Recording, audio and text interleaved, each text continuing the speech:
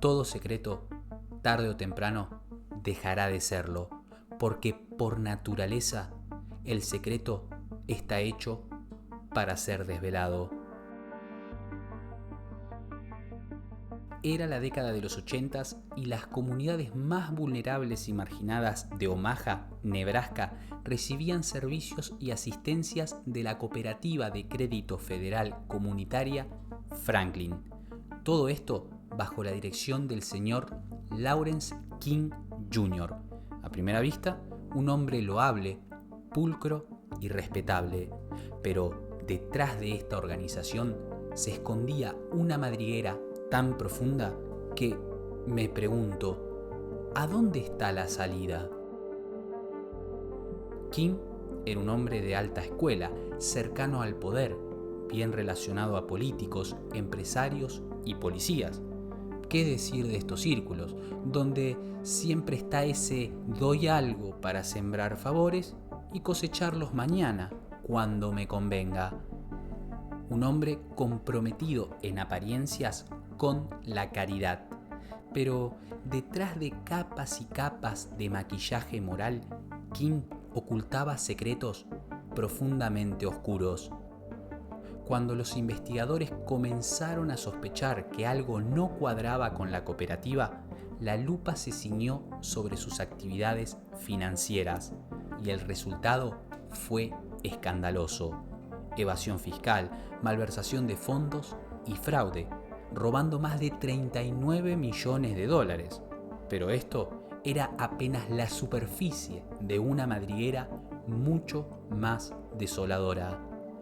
Porque, al mismo tiempo, apareció un gran número de niños que señalaban a King como autor y arquitecto de una monstruosidad. Los relatos señalaban rituales, ceremonias, explotación, abusos y una red de chantaje político tan profunda que salpicaba a figuras como Ronald Reagan y George Bush padre. Este caso sacudió al mundo entero, pero con el tiempo la gente lo terminó olvidando, como muchas veces pasa. Y es inevitable resaltar que la historia nos lo demuestra una y otra vez. Existen instituciones que se llenan la boca hablando de ayuda, protección y compromiso con los más vulnerables, especialmente niños, pero a veces solo son fachadas para ocultar lo grotesco. Fachadas que tienen libre acceso y carta blanca para operar con total impunidad. ¿Acaso sabías que el mejor lugar para esconder el elefante es a la vista de todos? La cooperativa comenzó a funcionar a finales de los 60 y estaba destinada a dar créditos para ayudar a la gente pobre, especialmente dentro de la comunidad negra. King los ayudaba a pagar deudas de agua, luz y electricidad. Mi abuela solía decir, cuando la limosna es grande, hasta el santo desconfía. Para quienes miraban desde afuera, no había motivos para desconfiar. Un hombre negro en suelo estadounidense prestando dinero a quienes más lo necesitaban. Para muchos, King era poco menos que un enviado de Dios. Con el tiempo comenzó a prometer algo tentador. Si la gente confiaba su dinero en la cooperativa, recibirían un 2 o 3% más del rendimiento que el promedio del mercado. Y cuando alguien promete rendimientos superiores, es obvio que el capital fluye y el dinero comienza a llegar. Pero lo que la gente no sabía es que detrás de estas promesas se escondía una estafa. El crecimiento de la cooperativa le permitió a King tejer contactos políticos, a tal punto que él mismo se convirtió en uno. Llegó a ser presidente del Consejo Nacional Republicano Negro, influyendo a varios votantes en muchos otros estados, y así fue como su nombre saltó al estrellato. En 1982 incluso llegó a cantar el himno nacional en el evento más importante del Partido Republicano.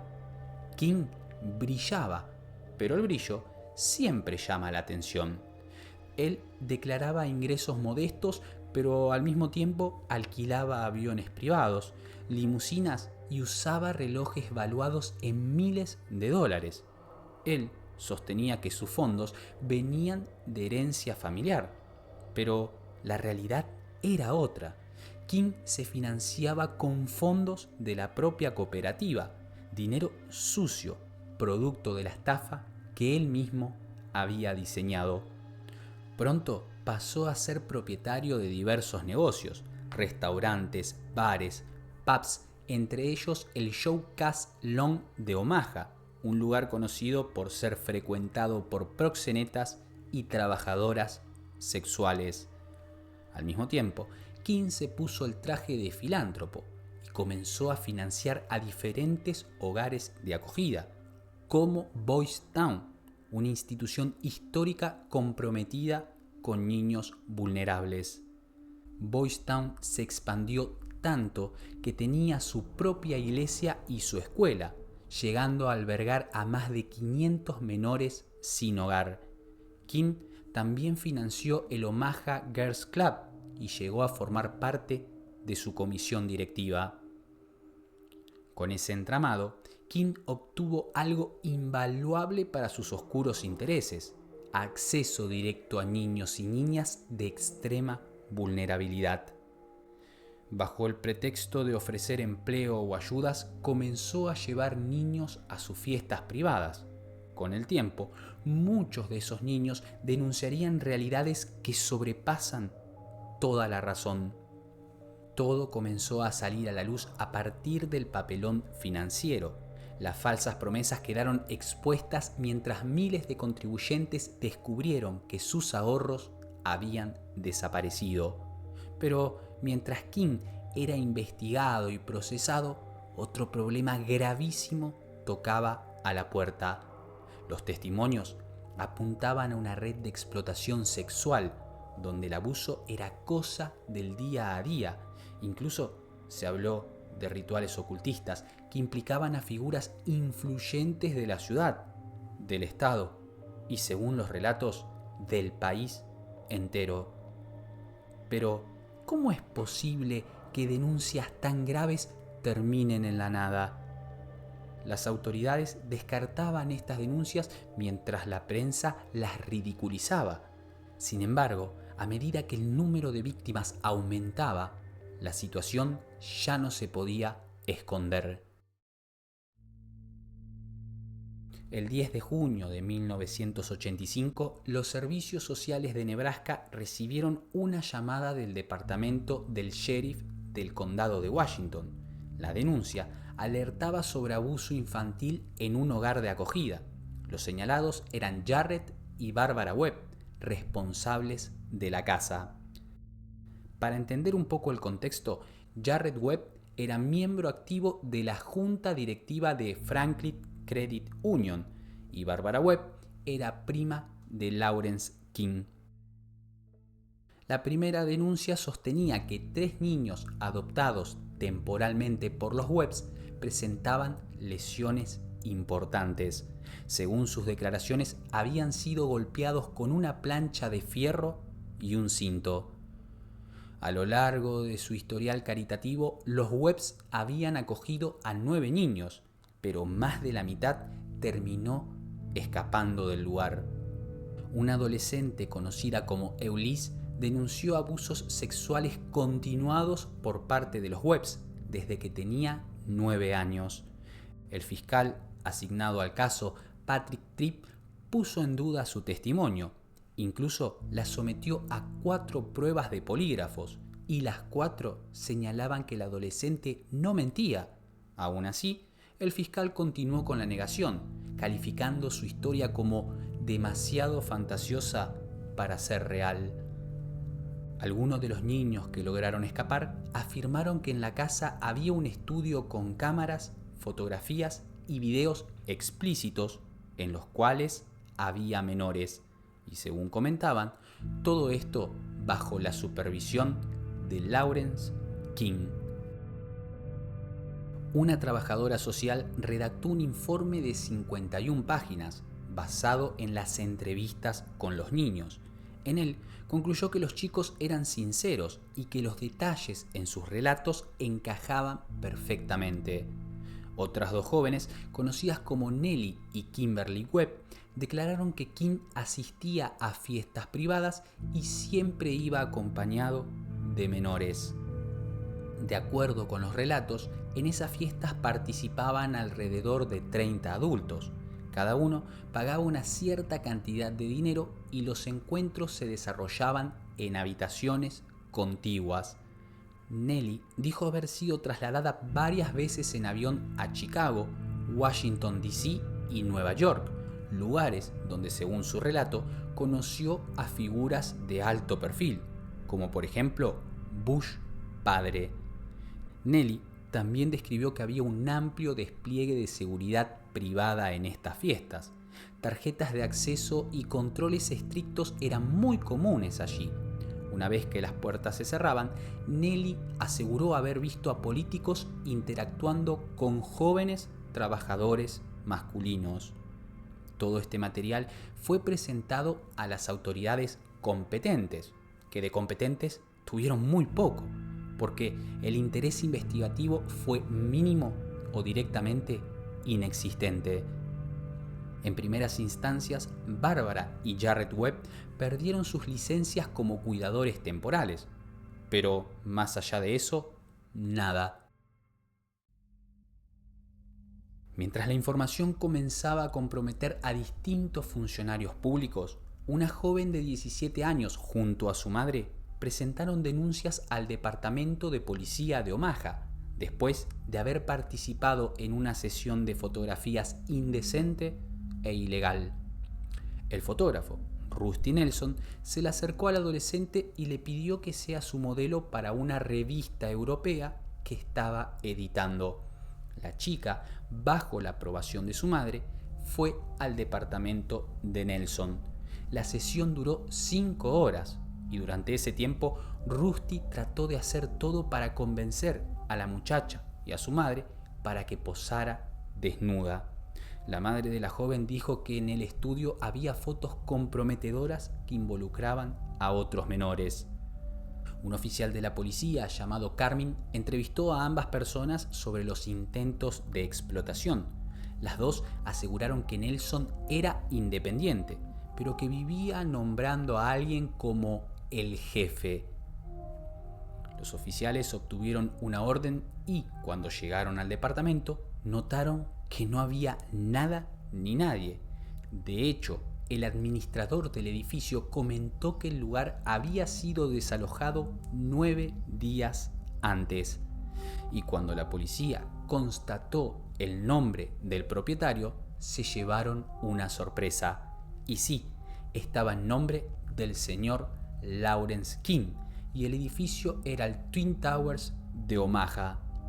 El FBI se hizo cargo de la batuta y rápidamente entrevistó a King, quien dijo que había desalojado el departamento cuando se enteró de las acusaciones en torno a su inquilino. Pero, ¿cómo podía saber él de todo esto? ¿Es que, acaso, por esas casualidades de la vida, había un soplón dentro de las fuerzas del orden? Kim tenía varias propiedades a su nombre, en ese edificio y por otras partes de Omaha también. El administrador del hotel comentó que Kim era un conocido traficante de drogas y que tenía una asquerosa preferencia por los pequeños. Y otra vez, no pasó nada. Nelson no fue acusado y terminó desapareciendo de la escena pública durante años. Y es muy importante que lo recuerdes a él, porque más adelante será de vital importancia.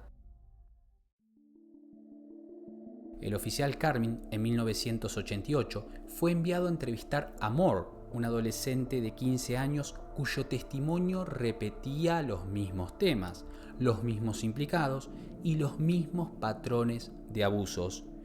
Todo esto apuntaba a la existencia de una amplia red del silencio en la ciudad de Omaha.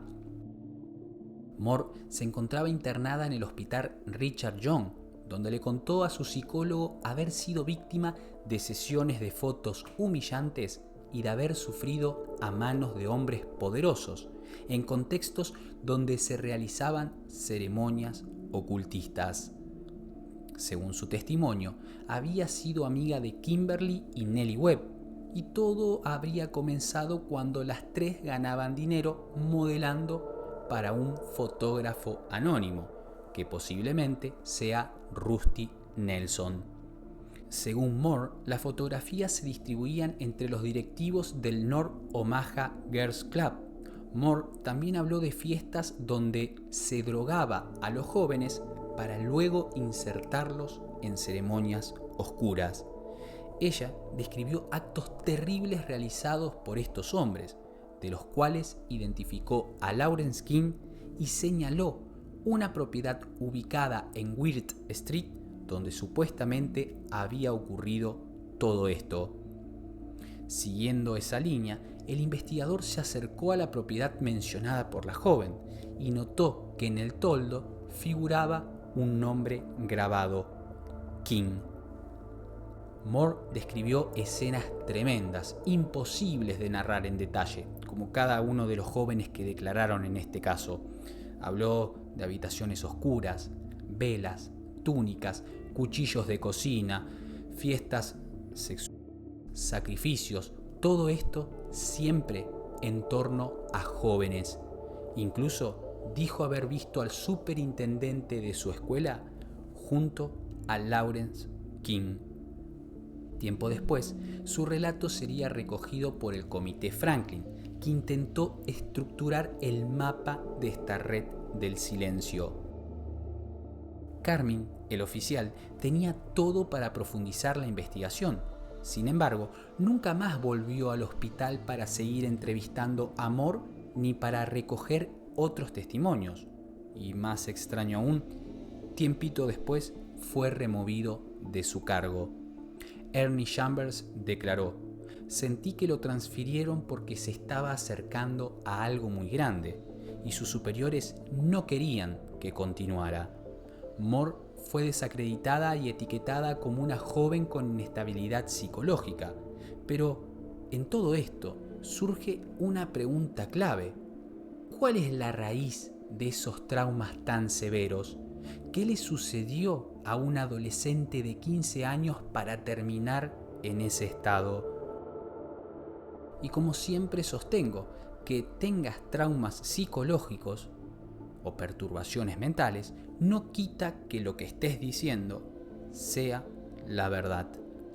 La directora de la Junta de Cuidados Temporales, Carol Stitt, afirmó creer firmemente en el relato de la niña, destacando la coherencia cronológica y los detalles precisos.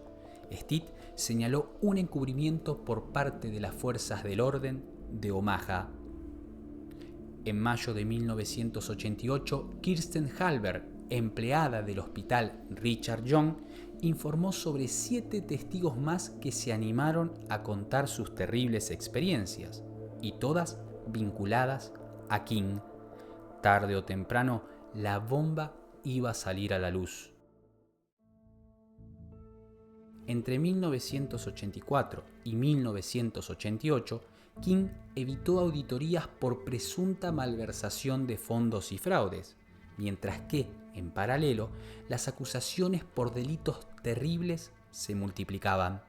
En noviembre del 88 se conformó el Comité Franklin, con el objetivo de investigar negligencias y mala gestión financiera dentro de la cooperativa de crédito. Pero pronto quedaría muy claro que el problema no se limitaba solamente a malversación de fondos. El comité estaba presidido por Ernie Chambers y Loran Schmidt, ambos senadores estatales. Los dos se enfrentaban a la batalla de sus vidas. Del otro lado, no había un individuo aislado, sino un entramado con recursos humanos y materiales suficientes para sostener una densa red del silencio, una maquinaria altamente eficiente, capaz de combinar operaciones militares, diplomáticas, de inteligencia, económicas y políticas, una estructura que opera en las sombras, que entierra sus errores y silencia a sus disidentes. Con el avance de la investigación y después de muchos idas y vueltas, el comité no contaba con pruebas contundentes para acusar a King como protagonista de esta extensa red del silencio. Por lo tanto, el comité había contratado a un ex policía para que profundizara en las investigaciones. Pero en el ojo del huracán, el ex policía y el senador Chambers abandonaron sus cargos. Fue entonces, en agosto del 89, cuando el comité tomó una decisión clave: contratar a Gary Caradori. Caradori, ex agente de la patrulla estatal, fue quien terminaría dándole a la investigación un giro brusco y, con el tiempo, trágico. Caradori hizo un llamado público animando a potenciales víctimas a presentar sus testimonios.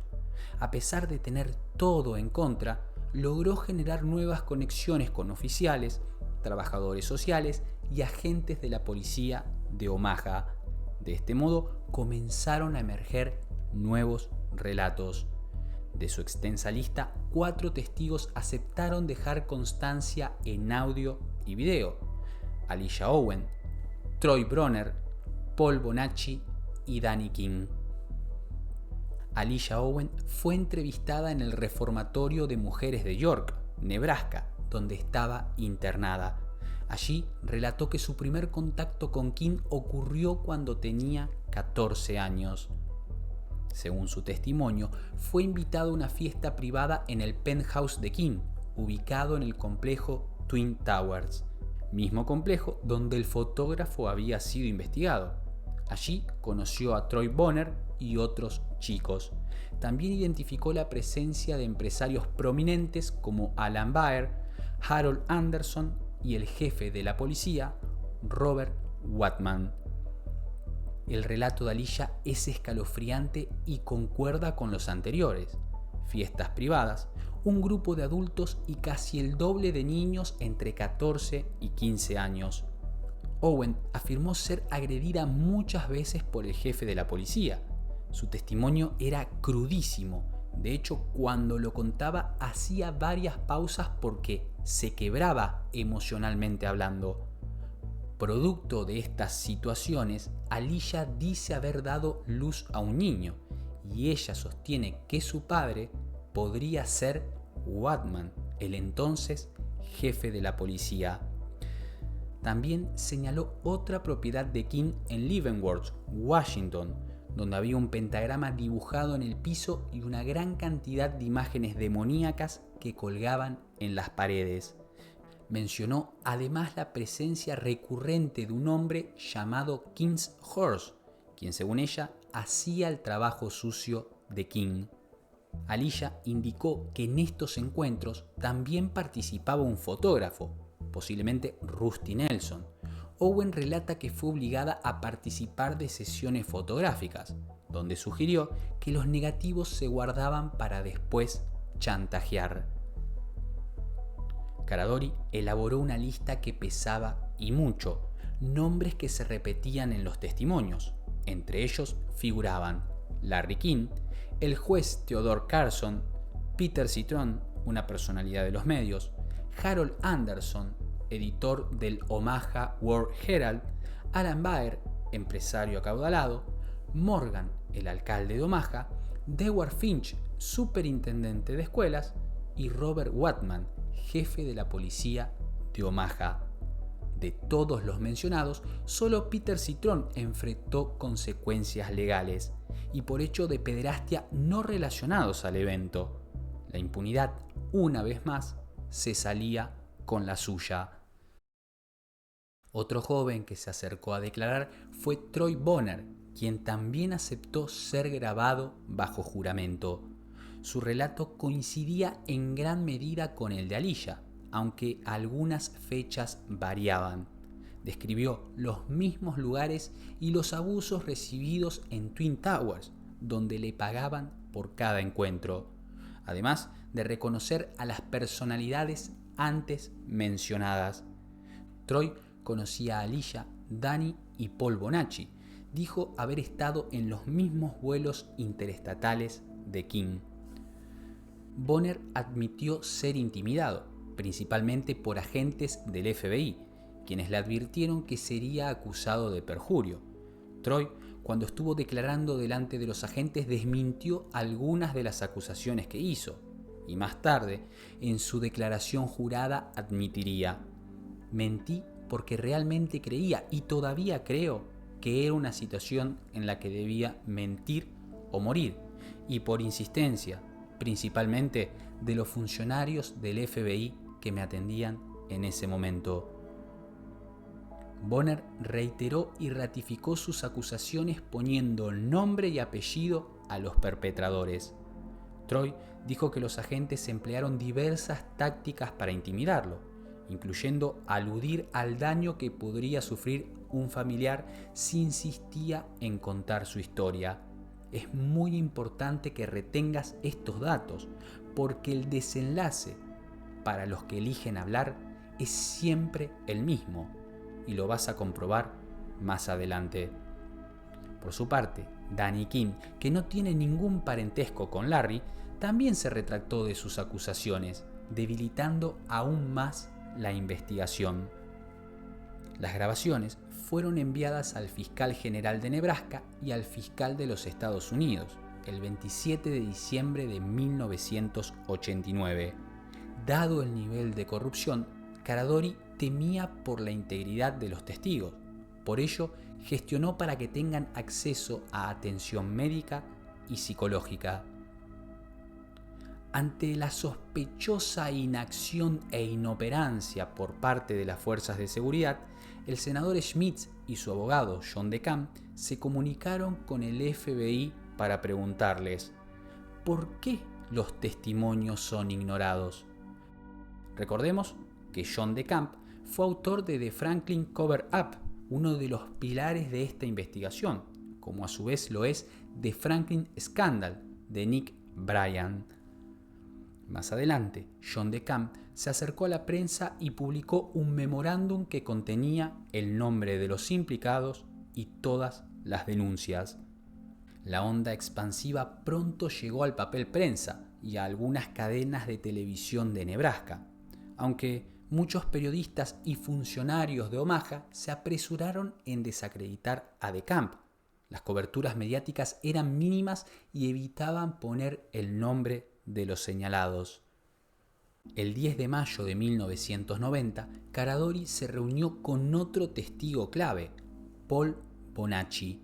Bonacci vivió una infancia tremenda, sufrió abandonos y fue aprovechado desde los 6 años a manos de su vecino.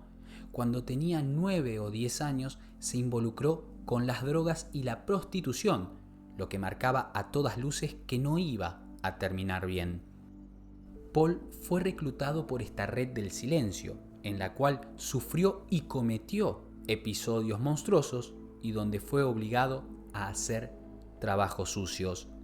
Él afirma haber participado en el secuestro de Johnny Gosch, un niño de 12 años que repartía periódicos.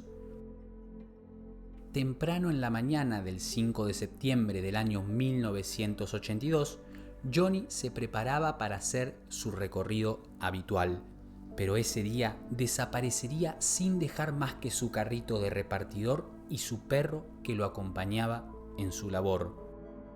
La búsqueda fue masiva. Los volantes con el rostro de Johnny estaban en todas las esquinas, un caso que conmocionó a la opinión pública, pero que también escondía un intrincado y oscuro trasfondo.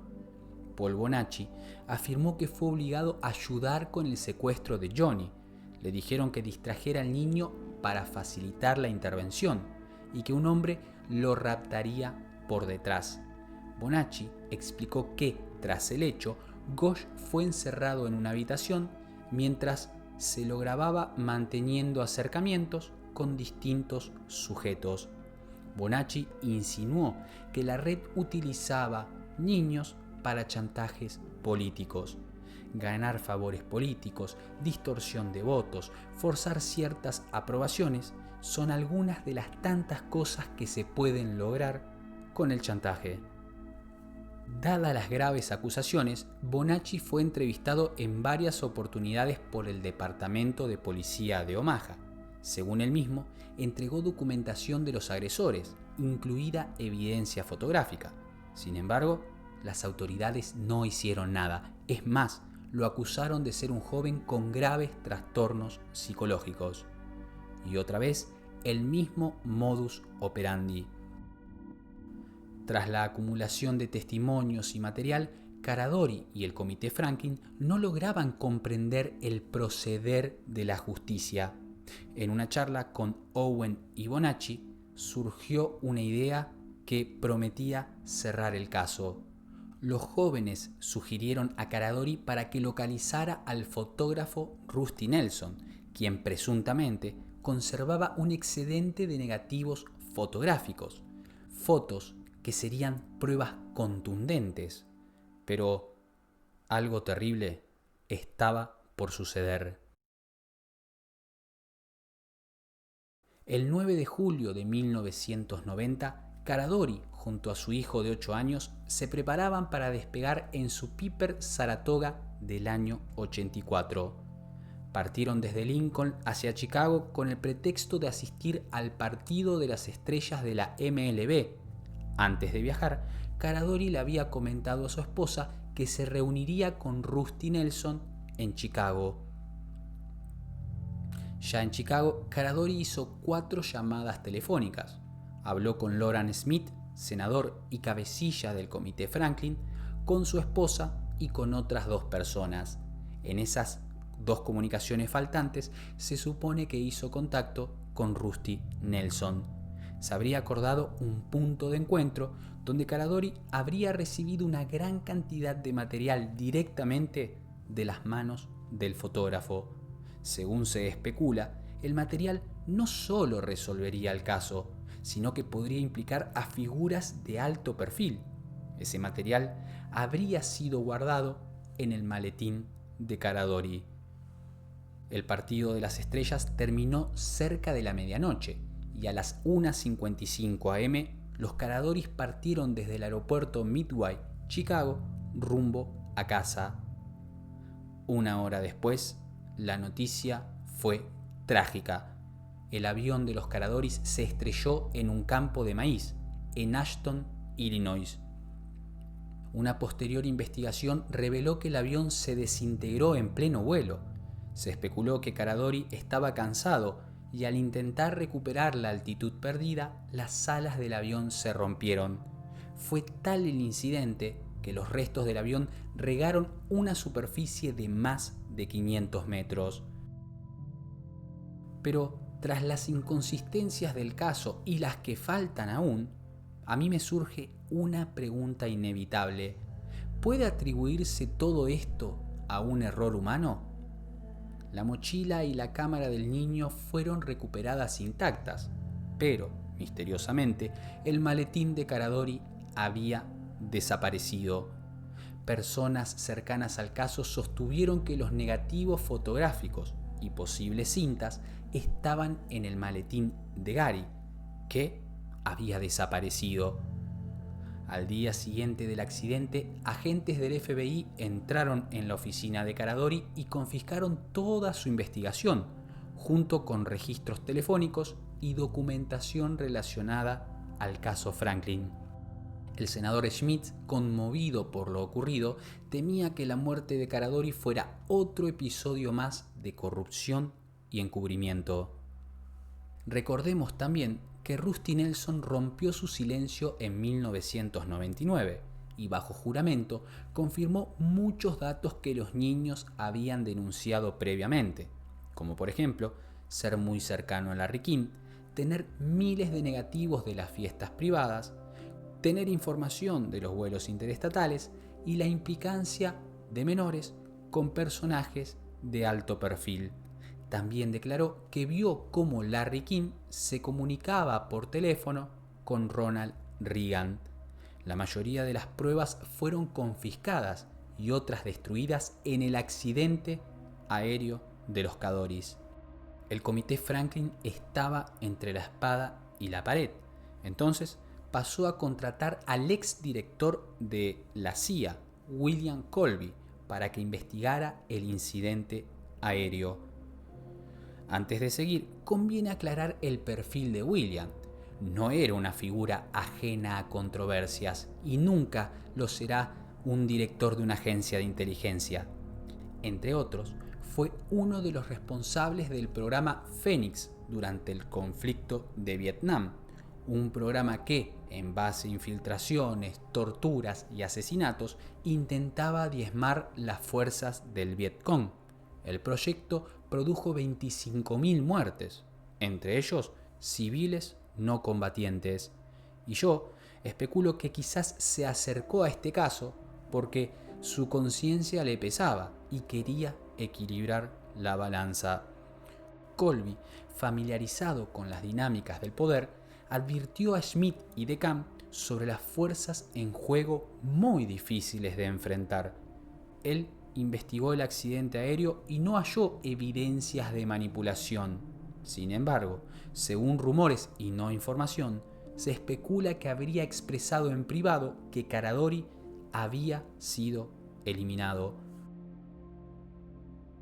Años después, el 27 de abril de 1996, Colby salió a remar en canoa por un lago cerca de su casa en Maryland y nunca más volvió a su hogar.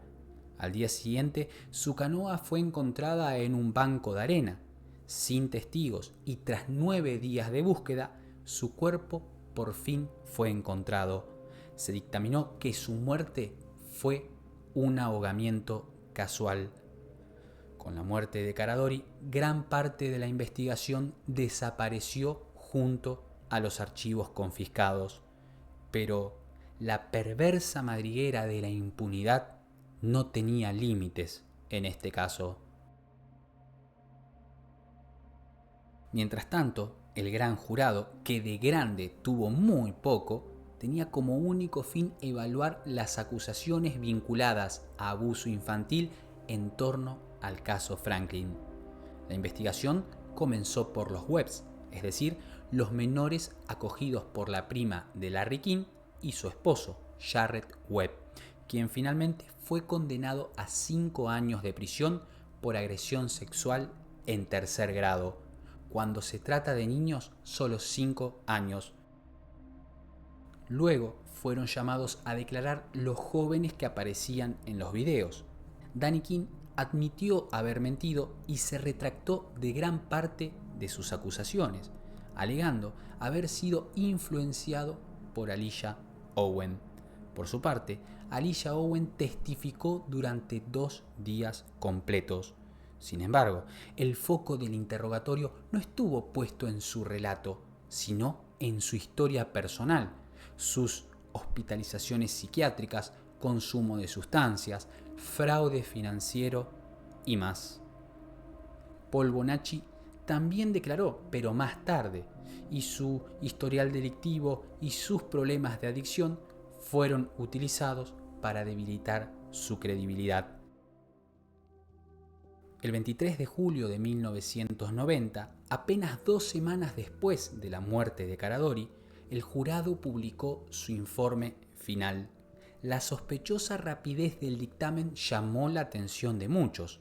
Con la cantidad de testimonios acumulados, la decisión resultó ser sorprendentemente apresurada.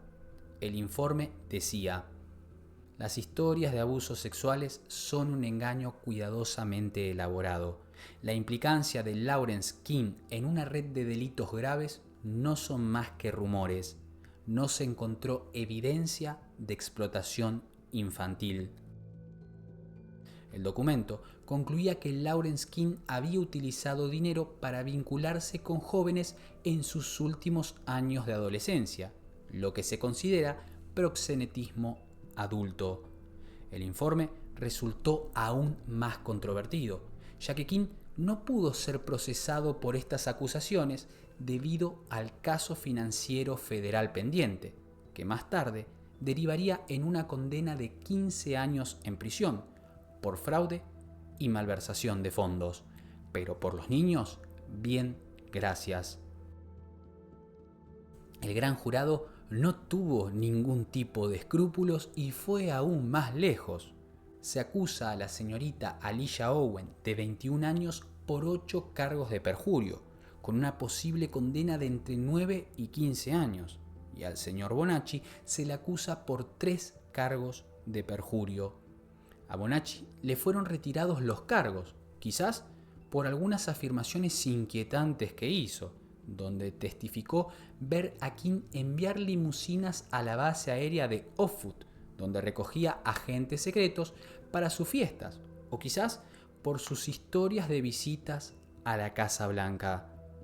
Owen pasó 2 años en aislamiento, más que cualquier otra mujer en la historia de Nebraska. Para muchos, este era un claro mensaje a otras posibles víctimas. Guarden silencio. Durante una visita a Nebraska en diciembre del año 1990, la doctora Judianne Densen Gerber, abogada, psiquiatra y especialista nacional en abuso infantil, declaró: esto no tiene precedentes, probablemente en la historia de Estados Unidos. Si los niños no dicen la verdad, necesitan ayuda y atención médica. No se les puede meter en la cárcel. Pero las irregularidades no terminaron allí. Kim jamás se sentó a declarar. Nunca se le presentaron las pruebas de abuso en ningún tribunal. El informe final tenía afirmaciones contradictorias, donde por ejemplo se admitió que el médico de Paul Bonacci afirmó que su paciente no era capaz de decir la verdad, a pesar de que siempre sostuvo la historia de Paul Bonacci. Los fragmentos audiovisuales presentados fueron previamente editados, eliminando las secciones en las que Troy Bonner y Alicia Owen corroboran mutuamente sus relatos. La abogada que inicialmente representó a Owen, Bonacci y Danny afirmó haber tenido más de 100 clientes con experiencias similares. Tiempo después se retractó y calificó estos testimonios como invención. Meses más tarde, admitió haber mantenido una aventura con un agente federal, quien supuestamente habría ejercido presión sobre Troy Bonner para que se retractara temporalmente de su testimonio. Y solo me queda una pregunta: ¿a qué clase de seres le hemos entregado el poder? Para cerrar el caso, hay 2 patrones interesantes que se desprendieron delante de los ojos de miles. Por un lado, la promoción a cargos superiores a quienes participaron activamente en la construcción del relato oficial, comenzando por el magistrado estadounidense Richard Kopf. Los rumores alternativos afirman que habría internado a Larry King en un hospital psiquiátrico, impidiéndole declarar. Fue posteriormente designado a juez del Tribunal de Distrito de Estados Unidos. Thomas Talken, fiscal adjunto del Distrito de Nebraska, encargado de conducir el proceso del gran jurado, fue promovido a magistrado estadounidense. Gerald Moran, fiscal adjunto del condado de Douglas, que llevó adelante el juicio contra Alicia Owen, terminó convirtiéndose en juez del condado de Douglas. Y Robert Ziegler, fiscal adjunto del mismo condado, quien procesó a Owen durante sus múltiples apelaciones, fue nombrado fiscal adjunto del distrito de Nebraska. Y por otro lado, aparece una serie de patrones muy difícil de ignorar, una serie de muertes que rodean directa o indirectamente a testigos, investigadores y personas vinculadas al caso. ¿Recordás que Troy Bonner se había retractado parcialmente de su testimonio? Bueno, según él, explicó que lo hizo porque su vida corría peligro. También había afirmado ser amenazado por agentes, quienes le advirtieron que algún familiar suyo podía sufrir lesiones si continuaba abriendo la boca. Poco después de las amenazas, Sean Bonner, su hermano, fue encontrado muerto por una herida de bala. La investigación señaló que fue la consecuencia de una partida de ruleta rusa. Esta situación le dio fuerzas a Troy para desvelar todo secreto. Los años pasaron y, en el año 2004, Troy ingresó en el Hospital Psiquiátrico de Omaha. Allí afirmó que estaba siendo perseguido y atacado a raíz de su testimonio. A los días fue hallado sin vida, con rastros de estupefacientes y algunos moretones. Se dictaminó que murió de una sobredosis. Algunos vincularon este hecho al contexto político y a la campaña de reelección del nefasto que estás viendo en pantalla, quien según múltiples víctimas asistía a estas fiestas. Gary Caradori y su hijo de 8 años, Andrew, murieron en un accidente aéreo, poco antes de que el investigador, según sus allegados, presentara evidencia contundente. Aaron Owen, hermano de Alicia Owen, se encontró colgado de una sábana en su celda, hora antes de que Alicia testificara. Se dictaminó como suicidio. Newt Coppell, informante de Caradori, tenía 70 años cuando falleció mientras dormía. Claire Howard, secretaria de Alan Baer y conocedora de los movimientos del empresario, también partió mientras dormía. Bill Baker, socio de King y presunto involucrado en la producción de pornografía infantil, fue encontrado con una herida de escopeta en la nuca. Mike Lewis, cuidador de víctimas que prestaban declaraciones, falleció a los 32 años por una crisis de diabetes. Joe Malek, otro socio de King, fue encontrado con un disparo en la cabeza, dictaminado como suicidio. Charlie Roger, supuesta pareja sexual de King, murió de una herida de escopeta. Curtis Tucker, otro socio de Larry, saltó por la ventana de un Holiday Inn de Omaha. Dan Ryan, antiguo socio de King, fue encontrado sin vida en su vehículo. Bill Skoleski, agente de la policía de Omaha, falleció de un ataque cardíaco.